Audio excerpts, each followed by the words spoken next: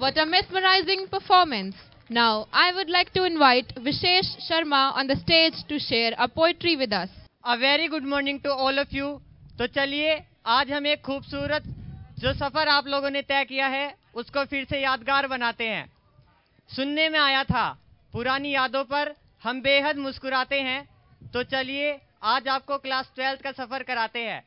जब हम class 12th में आते हैं यार ये बोर्ड्स वाले एग्ज़ाम कितना सर खाते हैं।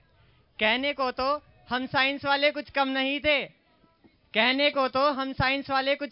थे, हर कांड करने के बाद बड़े कॉन्फिडेंस से कह देते सर हम नहीं थे।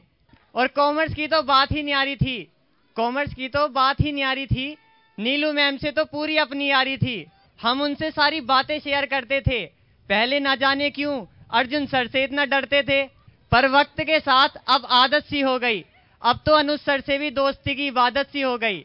हाँ, फाइन आर्ट्स का काम करने में आलस आता था, जो ग्राउंड का नाम सुनते ही कहीं दूर भाग जाता था। फाइल ना बनाने के हम लाखों बहाने बनाते थे, पेंसिल से बनाकर मैम के पास ही तो ले जाते थे। एक राधिका मैम ही तो थी जो रंगों से उसमें जान डालती थी। और याद है रमा मैम ड्रेस के लिए हमेशा बाहर आप ही निकालती थी।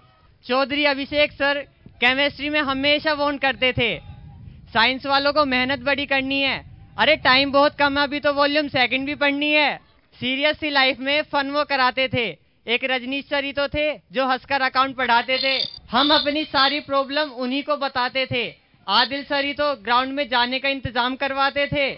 और बात करें निधि मैम की तो वो तो हमारी सहेली थी, सारे टीचर्स में वही तो एक अकेली थी।